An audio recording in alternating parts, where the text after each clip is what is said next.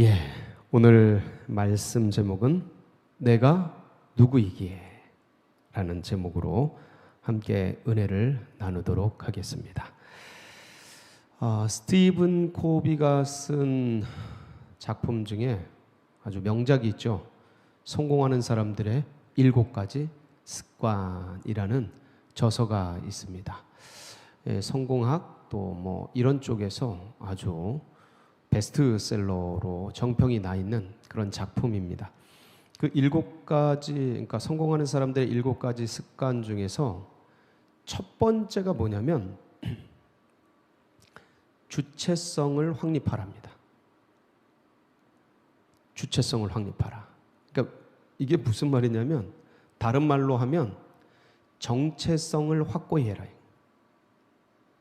정체성을 확고히 하라. 이것을 또 다르게 풀면 어떻게 말씀을 드릴 수가 있냐면 내가 누구인지에 대해서 확신을 가져라. 네, 내가 누구인지, 나는 어디로부터 왔는지, 나는 무엇을 하는 존재인지, 나는 어디로 가는 존재인지. 예. 이 정체성에 대한 부분들, 이걸 확립하는 게 성공하는 사람들의 첫 번째 기본 원칙이라고 스티븐 코비는 얘기를 했는데, 이게 쉽지 않기 때문에 성공하기가 만만치 않죠. 내가 누구인지에 대해서 정체성을 확립한다라는 게 그냥 보기에는 어려울 것 같지 않은데 사실 막상 들어가 보면 굉장히 쉽지 않은 대목이 바로 이 정체성에 대한 부분입니다. 제가 오늘 이 정체성에 대해서 왜 들고 나왔냐면 오늘 말씀 본문을 보면 하나님께서 이제 모세를 만났지 않습니까? 모세를 만났는데 내가 너를 보내어서 이스라엘 백성들, 그러니까 애굽에서 고난받는 히브리 민족을 너를 통해 구원하겠다라는 말씀을 이제 주시니까 모세가 스스로 이해가 힘든 거예요. 하나님께 되묻게 되는 거죠. 본인도 이해가 안 되고 본인도 스스로 용납하기가 힘드니까 하나님께 되묻습니다. 뭐라고 되묻습니까? 내가 누구이기에 바로에게 가며 애굽으로 내려가리까? 내가 누구이기에? 이것은 다른 말로 말씀을 드리자면 저는 도무지 그런 일들을 하기에 적합하지 않은 사람입니다. 저는 도무지 그러한 일들을 할 수 있는 사람이 이제 못 됩니다. 라는 그러한 말씀이기도 하겠습니다. 그러니까 이 모세는 스스로 생각하기에 도무지 그럴 수 없는 사람인 것에 대해서 확신하고 있었고, 그러한 확신의 근거에는 과연 무엇이 있었는지, 그리고 인간이 자기의 정체성에 대해서 가지고 있는 근거들이 무엇인지, 그렇다면 우리는 본질적으로 우리의 정체성을 어디에서 확보해야 되는지, 우리의 근거, 정체성의 근거, 나에 대한 인식의 근거를 어디로부터 붙잡아야 하는지에 대해서 이 말씀을 좀 같이 생각하고 같이 은혜를 받는 그런 시간을 갖도록 하겠습니다. 여러분, 인간의 상태를 보통 빈영이라고 합니다. 비어있는 영적 상태라는 것이죠. 빈영. 그래서 이 빈영에 무엇이 들어오느냐에 따라서 그는 하나님의 사람이 되기도 하고 악한 사람이 되기도 하고 이제 그렇게 되는 거예요. 그래서 이 세상에 인격적 존재가 3가지가 있는데 하나는 하나님, 한 분은 하나님이셔요. 또 하나는 사탄이 인격체예요. 그리고 인간이 인격체입니다. 그러니까 하나님, 사탄, 인간. 그러니까 3 인격체가 있는데 이 인격체 중에서 전적으로 악한 인격체가 누구예요? 원수마귀 사탄이죠. 그러니까 전적으로 악해요. 인격체인데 전적으로 악한 인격체예요. 전적으로 선한 인격체는요? 하나님이시죠. 그러면 선할 수도 있고 악할 수도 있는 인격체는요, 빈령이라고 표현된 인간입니다. 인간. 그러니까 이 인간 속에 무엇이 들어오느냐에 따라서 이렇게 바뀌는 것이죠. 그러니까 인간의 정체성은 내 속에 무엇을 장착하느냐, 이거에 따라 수시로 바뀌는 거예요. 예. 그래서 내 주변에 어떠한 존재들이 있었느냐에 의해서 그 인간의 정체성이 형성됩니다. 기본적으로. 예를 들면 이런 겁니다. 제가 이제 자주 쓰는 표현 중에 하나인데, 굴뚝청소부가 있었습니다. 근데 이 두 굴뚝청소부가 그 근처에서 같이 일을 하게 됐습니다. 근데 한 굴뚝청소부, A라는 굴뚝청소부는 아주 지저분하고 오래된 굴뚝을 청소하게 됐어요. 그리고 B라는 굴뚝청소부는 아주 새롭게 만든 깨끗한 그런 새로운 굴뚝을 이제 청소하게 됐습니다. 그래서 A와 B가 맡겨진 일들, 청소하는 일들을 굴뚝에 올라가서, 옛날엔 다 그렇게 이제 청소를 하지 않았습니까? 자, 해가지고 청소를 하고 하고 나와서 온 몸이 그냥 막 껌댕이가 묻고 지저분한 게 묻고, 그러고서 자, 청소를 하고 내려왔습니다. 그리고 이제 B도, 굴뚝 청소부도 깨끗한 그곳을 이렇게 아주 그냥 기분 좋게 깔끔하게, 그리고 이제 딱 내려오게 됐습니다. 이 두 청소부가, A와 B가 같은 공간에서 딱 만난 거예요. 딱 만났는데 서로를 보면서 흠칫 놀란 거예요. 이 두 청소부, A 청소부와 B 청소부 중에서 누가 씻으러 갔을까요? A 청소부는 아주 지저분한 굴뚝을 청소한 청소부고, B 청소부는 깨끗한 곳을 청소한 청소부예요. 굴뚝 청소부예요. 누가 씻으러 갔을까요? 예, B입니다. B. 깨끗한 곳을 청소하고 내려온 굴뚝 청소부가 후다닥 달려가서 씻으러 간 거예요. 왜 그러냐면 사람은 자기 얼굴을 못 보잖아요. 그러니까 남을 통해서 비춰진 것을 자기로 인식하는 거예요. 그러니까 깨끗한, 얼굴이 깨끗하고 몸이 깨끗한 B가 A를 딱 보는 순간, 나도 지저분하구나, 내가 지저분하구나, 굴뚝 청소를 하고 내려와서 지저분하구나 하고 뛰어간 거예요. 뛰어가서 씻은 거죠. A는요, 내가 깨끗하구나, 굉장히 지저분한데, 그러니까 자기의 인식을 인간은 스스로 하지 못하는 거예요. 스스로 자기 얼굴을 보지 못하고 스스로 자기 뒤통수를 보지 못하니까 남에 의해 비춰진 상을 가지고서 자기를 인식하더라. 이게 인간의 정체성을 형성하는 아주 근원적인 그런 요소들입니다. 그래서 인간은 어릴 때부터 곁에 있는 부모님을 통해서 자기를 형성해 가요. 형제 자매를 통해 자기를 형성해 갑니다. 그리고 나중에 이제 지식을 배우면서 지식을 통해 자기를 형성해 갑니다. 그리고 인맥, 사람 관계를 통해 넓혀가면서 이제 자기를 형성해 가죠. 그리고 이제 내가 이룬 업적, 일, 이런 걸 통해 나라는 존재를, 그거를 통해서 상대적으로 인식을 하는 거예요. 나는 대학을 나온 사람이야. 나는 공부를 열심히 한 사람이야. 나는 어떤 존재야. 나는 우리 엄마 아빠가 낳은 존재야. 나는 이름이 뭐뭐뭐이야. 이러면서 자기를 형성해 가요. 근데 이 주위에 비춰진 것들을 통해서 형성하기 때문에 문제는 뭐냐면, 그 주위에 비춰진 부모나 그 외 그런 분들이 완벽하고 완전하고 정말 깨끗하고 100% 순전하고, 그러면 그것을 통해 자기를 인식한 것들이 참 맑고 깨끗하고 100% 온전할 텐데, 문제는 뭐예요?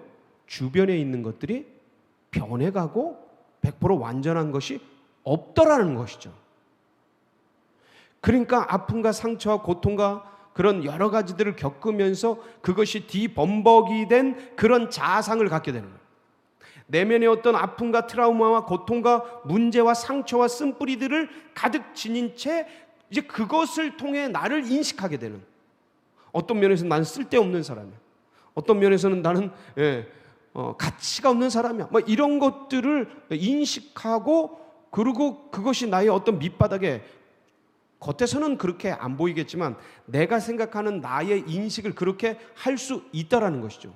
어떤 사역을 잘하거나 못하거나 그거에 의해서, 어떤 소유를 많이 갖거나 못 가졌거나 그거에 의해서, 이 세상은 대부분 그렇게 사람을 평가하고 그것에 의해 자기를 인식하게끔 만드는 제도적인 시스템이 아주 치밀하고 공교하게 이루어져 있는 세상이죠.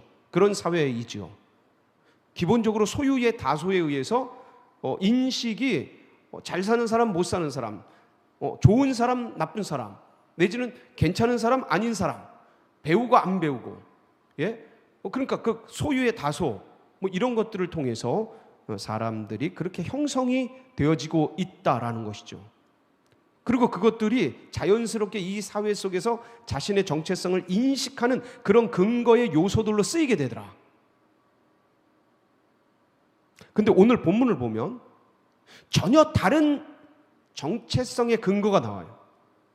완전히 다른. 그러니까 이 세상에서 기원되거나 이 세속의 어떤 소유와 물질로부터 발원된 그러한 정체성이 아니고 전혀 다른 기반으로 형상화된 그런 정체성이 소개되고 있습니다. 오늘 이 말씀을 통해서 우리들이 스스로 지금 상황 속에서 어떤 면에서는 잘 되는 것도 있고 어려운 것도 있고 뭐 고단한 것도 있고 축복된 것도 있고 여러 가지가 있을 수 있는데, 그런 속에서 이루어지는 일들로 나를 스스로 평가하는 그런 인식 체계 속에서 우리가 존재하기 때문에 그렇게 나를 생각할 수 있다라는 거죠. 근데 그런 게 아니고 전혀 다른 근거, 이 땅에서 발원되고 기원된 것이 아닌 기원과 출처가 전혀 다른 세계에서 오는 그 정체성을 나의 기준으로 딱 삼고 이 신앙의 길, 믿음의 길, 이 코로나의 19의 이 길을 걸어갈 때 하나님께서 정말 단단한 신앙인으로 믿음인으로 이 믿음의 길을 걸어갈 수 있도록 인도해 주실 줄 믿습니다. 모세 이야기죠. 모세는 나이 80에 어느 광야에서 하나님을 만나게 됩니다. 이리로 가까이 오지 말아라. 네가 쏜 것은 거룩한 땅이니 네 발에서 신을 벗으라 라는 그 부르심에 의해서 하나님을 만나게 돼요. 이전에 알고 있었던 하나님은 엘로힘이죠. 근데 새롭게 만난 하나님은 야훼예요. 스스로 존재하는 자. 오늘 소개하고 있죠. 스스로 존재하는 자가 너를 보냈다. 그러니까 이 새로운 하나님을 만나는데 여기서 하나님이 이 나이 80이 된 모세를 세상으로 보내려고 하셔요. 어디요? 애굽으로 보내려고 하셔요. 뭐 하러요?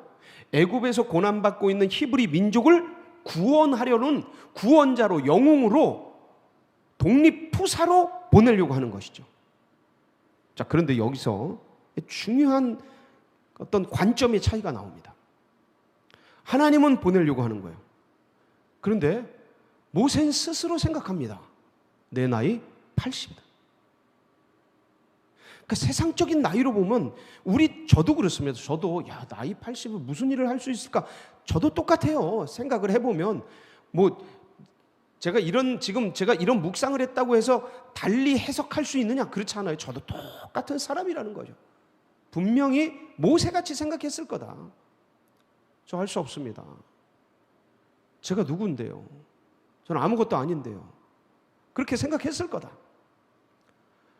그런데 우리 한번 고민을 하자는 거죠. 이 세상에서 그렇게 말할지라도, 이 세상이 그렇게 이야기할지라도 전혀 다른 관점이 있다라는 것, 이게 믿음의 사람들의 관점이라는 것. 그래서 우리는 그렇게 생각할 수 있다라는 것, 이 부분에 대해서 우리가 고민해보자라는 것이죠.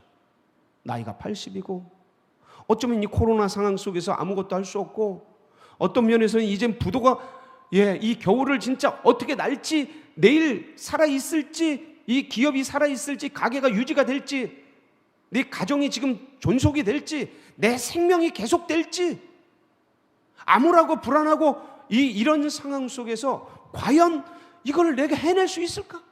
견딜 수 있을까? 이겨낼 수 있을까? 내가 누구이기에? 내가 지금 뭘 갖고 있기에? 라고 고민하는 그런 지금 시대 속에서, 상황 속에서 우리가 다른 부분을 말씀하고 계신 그 부분을 한번 돌아보자라는 것이죠. 돈이 없으면 죽는 거고, 이렇게 움직임이 없으면 망하는 거고, 이렇게 아무것도 할 수 없는 이때가 되면 나는 아무 가치가 없는 그런 존재일 수 있는 이 세상의 관점이지만, 전혀 다른 세계 속에서 말씀하시는 것들에 대해서 우리가 눈을 한번 떠보고 그 부분에 대해서 우리가 한번 고민해보고, 이렇게도 생각할 수 있구나, 내가 이런 존재이구나, 나 이거 할 수도 있겠구나. 이분이 했다면, 이분과 함께한 그분이 나와 함께 하신다면 이거보다 더한 것도 이겨낼 수 있겠구나, 우리가 생각해 볼 수 있는 여지가 있다라는 것이죠. 왜냐하면 진짜 모세는 우리보다 더 했으니까. 나이 80에 양치기예요. 옛날 40년 전에 뭐 잘나갔고 뭐하고 왕자였고 재벌이었고 다 필요 없어요. 40년 전, 아이고 앓느니 죽습니다. 40년 전에 뭐 했든, 내가 대통령을 했든 국회의원을 했든 왕자를 했든 애굽의 제국의 뭐 후계자가 됐든 뭐가 됐든 그게 뭔 소용입니까? 40년 전. 그리고 40년 동안 지금 양치기를 해왔어요. 그러니까 이 사람의 정체성은, 모세의 정체성은 양치기예요. 양치기. 여기가 이제 고향이고 나는 그런 존재예요. 막대기 하나 들고 지팡이 하나 들고 허적허적 바람 따라 물길 따라, 풀 따라 강 따라 이 양들 먹일 그거 따라서 찾아가는 그런 양치기인 거죠. 그냥 아무것도 아닌 존재인 거예요. 호호 할아버지. 이제는 사람의 인생이 70이요 강건하면 80이고 그 연수도 수고와 슬픔뿐이요 신속기간이 날아가는 그 80 인생의 끝자락에선 노구의 몸, 그러니까 아무것도 남은 게 없는 거예요. 시체말로 지나가는 바람뿐, 빈손 들고 온 몸, 빈손으로 사라질 운명에 처해진 그런 인생 끝 막장에선 할아버지 일인 것밖에는 아무것도 남은 게 없는 거예요. 할 수 있는 것도 없어요. 이젠 진짜 입도 굳었어요. 말도 굳었어요. 40년 전 애굽에 있는 언어들 40년 동안 안 쓰면 그게 남아 있습니까? 다 날아가고 할 수 있는 게 없는 거예요. 진짜 입이 어눌해진 거예요. 어눌해진 거예요. 쓸 수가 없는 거예요. 몸땡이라고 물론 기력이 쇠하지 않냐고 기운이 쇠하지 않았다라고 말씀하시지만 인생이라는 게 80이 되면 아무리 기운이 쇠하지 않았다 해도 할아버지는 할아버지죠. 뭘 할 수 있는 입장이 아닌 거예요. 이게 세속적 관점이고 이게 일반적 관점이고 이게 맞는 거예요. 나는 할 수 없습니다. 내가 누구이기에, 내가 무엇이기에 그것을 할 수 있습니까? 스스로 평가를 하고 내 스스로의 정체성을 나는 할 수 없는 존재, 불가능한 존재, 그것을 하기에는 나는 아무것도 아닌 존재라고 평가하는 그게 세상적 기준에서 틀리지 않았다는 얘기예요. 맞다라는 것이죠. 문제 없어요. 그게 맞아요. 할 수 없는 사람이에요. 해서도 안 되는 사람이에요. 남에게 폐나 끼칠 수 있는 그런 때 아니겠습니까? 그런 마음 먹는 것 자체가 너무 오버 아니겠습니까? 그런데 주님은 전혀 다른 관점을 가지고 계시더라 이거예요. 완전히 다른 관점을. 11절 한번 볼까요? 11절 말씀. 같이 읽어보겠습니다. 시작. 모세가 하나님께 아뢰되 내가 누구이기에 바로에게 가며 이스라엘 자손을 애굽에서 인도하여 내리이까.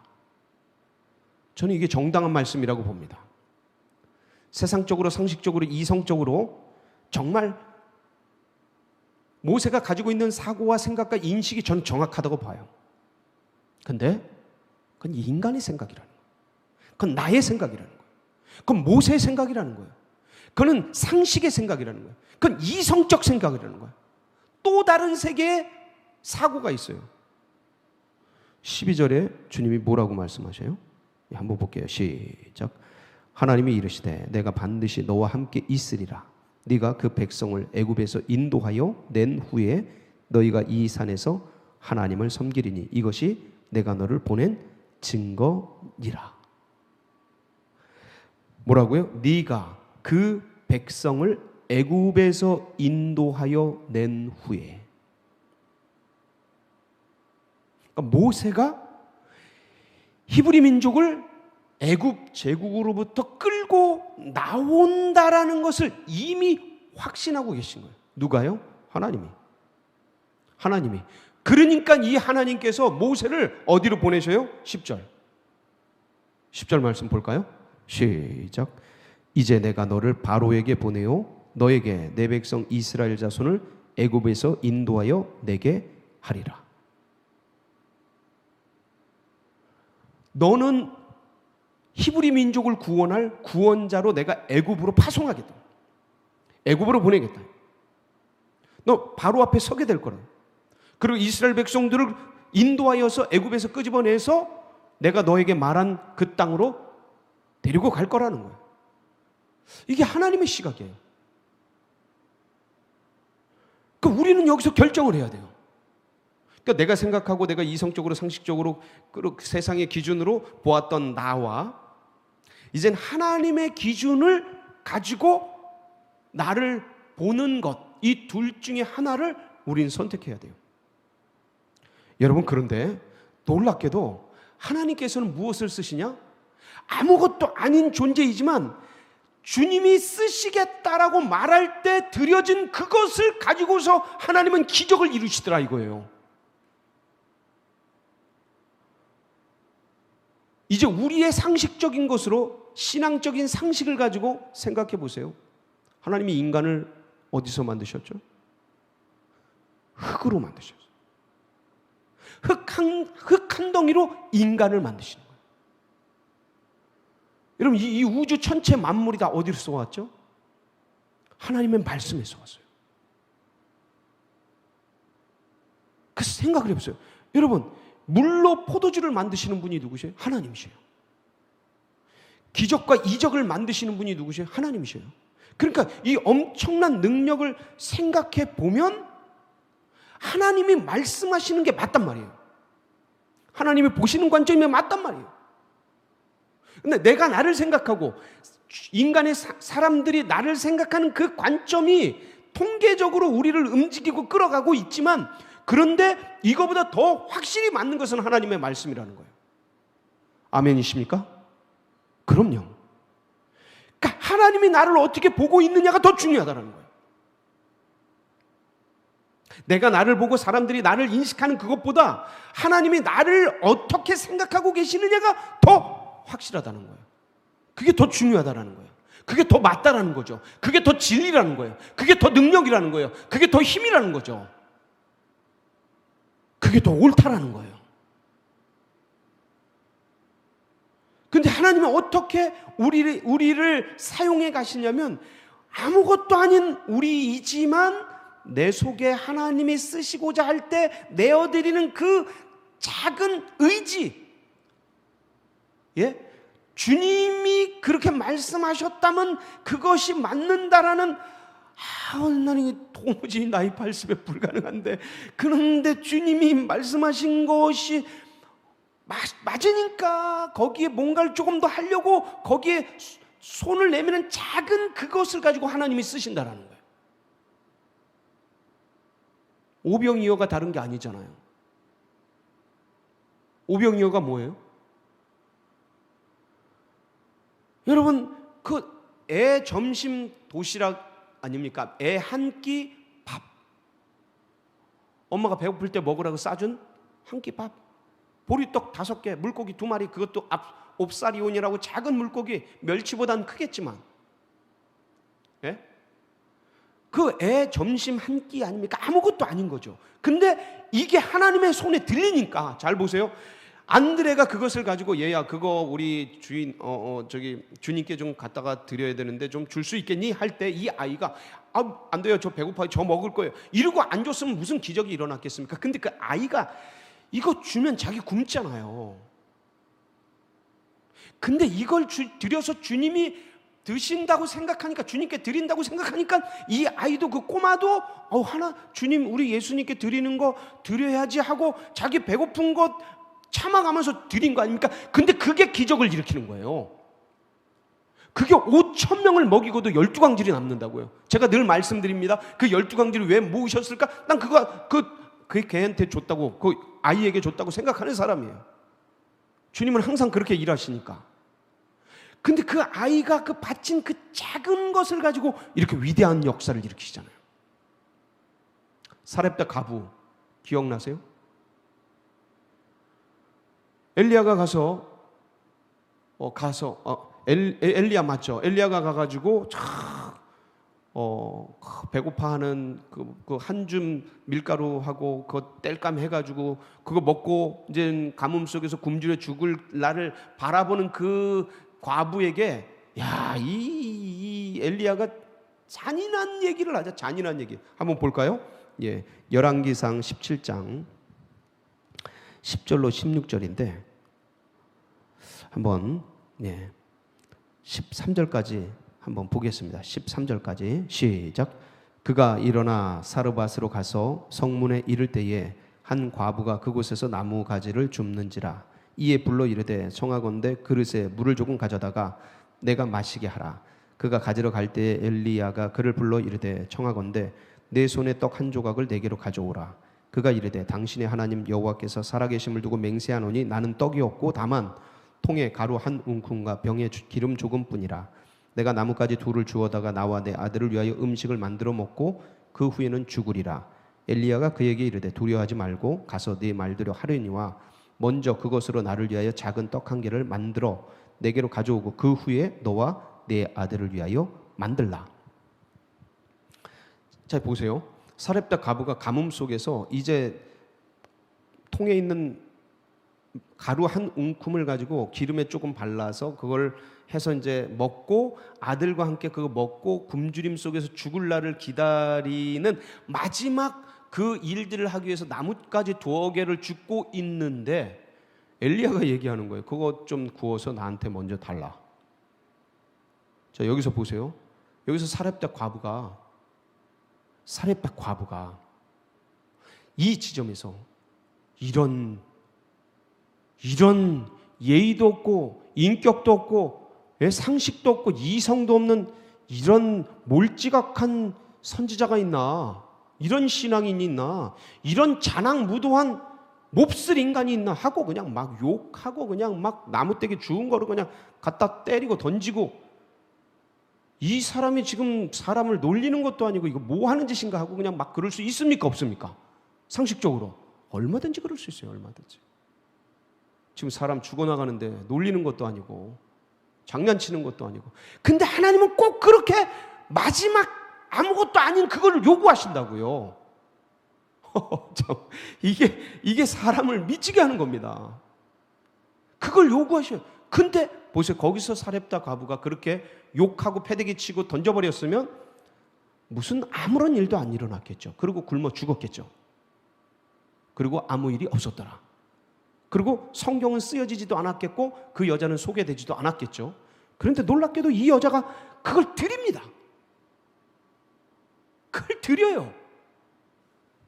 그러고 나서 일어난 사건 볼까요? 14절로 16절인데 한번 보겠습니다. 시작. 이스라엘의 하나님 여호와의 말씀이 나 여호와가 비를 지면에 내리는 날까지 그 통에 가루가 떨어지지 아니하고 그 병에 기름이 없어지지 아니하리라 하셨느니라. 그가 가서 엘리야의 말대로 하였더니 그와 엘리야와 그의 식구가 여러 날 먹었으나 여호와께서 엘리야를 통하여 하신 말씀같이 통에 가루가 떨어지지 아니하고 병에 기름이 없어지지 아니하니라. 15절 잘 보세요. 15절. 그가 사렙다 과부가요. 그가 가서 엘리야의 말대로 어떻게 했어요? 하였더니 그걸 갖다 준 거예요. 그걸 만들어서 갖다 준 거예요. 자, 그랬더니 어떤 기적이 일어나요? 사렙다 과부 본인만 살고 그 아들만 산 게 아니에요. 15절 중반부터 이후부터 보면 그의 식구가 여러 날 먹었으나, 예, 자 보세요. 그와 엘리야와 그의 식구가 여러 날 먹었으나.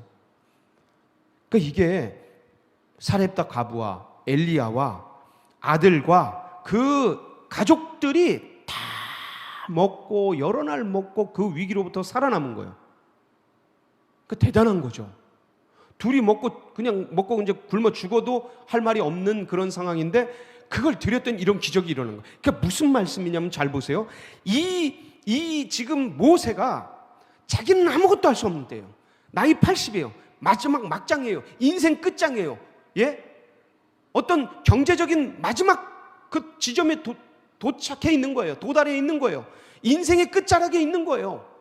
예? 진짜 야 이거 관계 다 끝나고 도무지 더 이상 헤어날 방법이 없고 여기는 어떻게 타개할 방법이 없는 그 인생의 끝자락에 딱 던져져 있는 거죠. 근데 그때 거기서 내가 뭘 할 수 있습니까? 라고 말하는 그 지점에서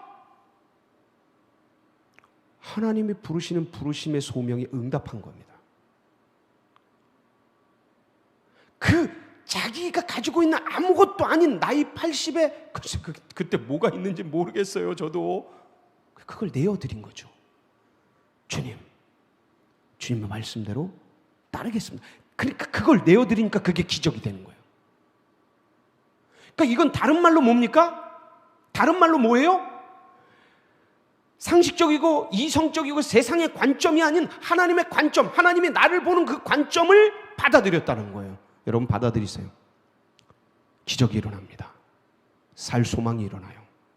나는 아무것도 아닌데 그렇으면 인간이 다 똑같죠 뭐. 그런데 하나님이 나를 이렇게 보신다. 구원자로, 영웅으로, 이 일들을 해결할 자로, 그것을 능히 감당할 자로, 그걸 극복하고 이기고 새로운 길을 여는 자로 하나님이 누구를 보신다고요? 나를 그렇게 보신다고요. 할렐루야. 모세를 그렇게 보신 하나님께서는 오늘날 이 코로나19로 사방의 우겨쌈을 당하여 앞뒤 진퇴 양난에 처한 우리 하나님의 백성들에게 이렇게 말씀하십니다. 하나님께서 이렇게 이끌어 주셔요. 그때 뭐를 해야 해요? 우리는 모세처럼, 사렙다 과부처럼, 오병이어를 가졌던 그 아이처럼, 안드레처럼 그 내가 가지고 있는 아무것도 아니지만 그걸 그냥 내어드리면 진짜 아무것도 아닙니다. 진짜 객관적으로. 근데 그걸 주님의 손에 올려드리면 주님 그러면 쓰십시오. 그러면 그 지팡이에서 기적이 일어나고요. 그 썩은 막대기 같은 인생 속에서 엄청난 구원의 역사가 일어나는 줄 믿으시기 바랍니다. 이게 하나님의 역사예요. 이게 크리스찬들의 정체성입니다. 나는 아무것도 아니로되 주님이 계심으로 난 뭐든지 할 수 있느니라. 할렐루야. 오늘도 이 믿음으로 승리하는 복된 날 되시길 축복합니다. 같이 기도하시겠습니다.